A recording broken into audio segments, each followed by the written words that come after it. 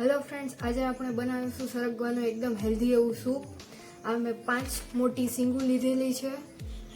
હવે એની આપણે છાલ ઉતારી લઈશું। દોસ્તો, તો આપણે સરગવા સાથે ધાણાભાજીના દાંડલા છે, લસણ છે, આદુનો નાનો ટુકડો છે, એક મીડિયમ સાઇઝની ડુંગળી છે અને 2 ચમચી પલાળેલી મગની દાળ છે। અહીંયા આપણે દાળ કોઈ પણ લઈ શકીએ છીએ। તો જોઈ શકો છો, આપણે આપણા સરગવાની છાલ ઉતારી લીધી છે। હવે તેને આપણે કુકરમાં ટ્રાન્સફર કરશું।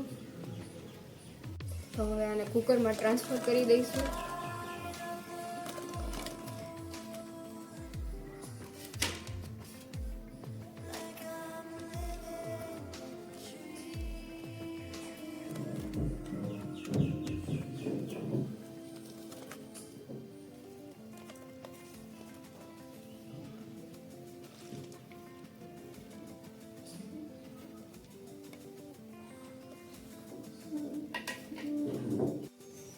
તો દોસ્તો, અહીંયા હું 1.5 ગ્લાસ જેટલું પાણી ઉમેરી રહી છું અને સાથે સાથે એમાં 2 લવિંગ અને 1 નાનો ટુકડો તજનો ઉમેરી રહી છું। સ્વાદ અનુસાર આપણે મીઠું ઉમેરશું। તો દોસ્તો, આપણે અહીંયા 4 સીટી કરી લઈશું।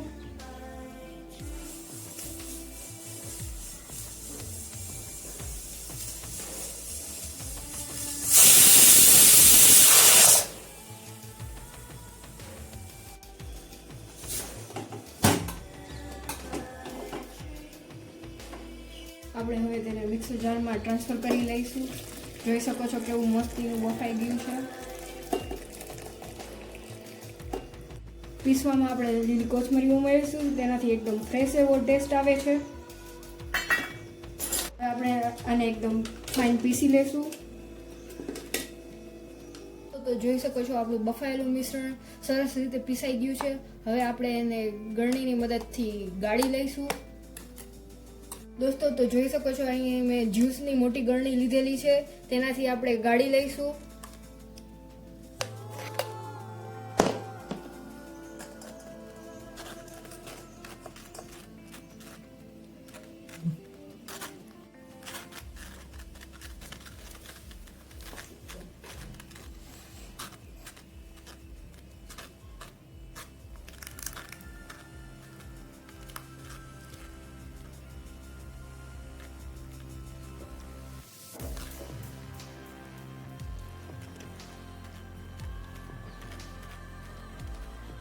જે પલ્પ વધે એને ફરીથી પીસીને ઝીણું કરી લઈશું અને તેને ફરીથી ગાળી લઈશું।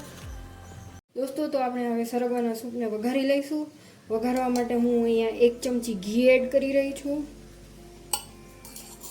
દોસ્તો, તો આપણું ઘી ગરમ થઈ ગયું છે, તો હવે એમાં આપણે ચપટી જેટલી હિંગ ઉમેરીશું। હવે તેમાં આપણે 5 ચમચી જેટલું જીરું એડ કરીશું। હવે એમાં આપણે સૂપ એડ કરીશું।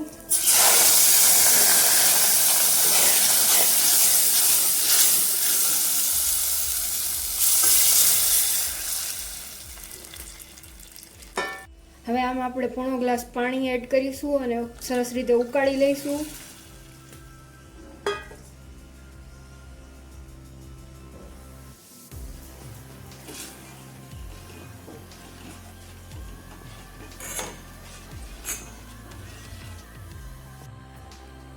હવે આમાં આપણે શેકેલ જીરુંનો પાવડર એડ કરીશું।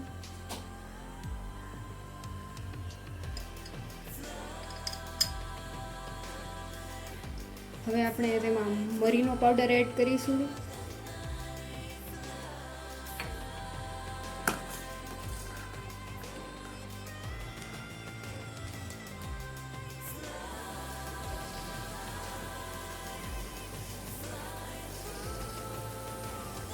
દોસ્તો, તો જોઈ શકો છો અહીંયા આપણા સૂપની કન્સિસ્ટન્સી કેવી છે।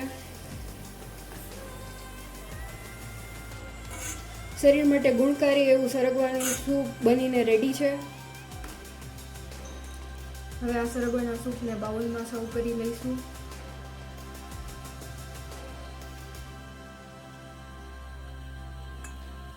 હવે તેને આપણે કોથમરીના પાન વડે ગાર્નિશ કરીશું।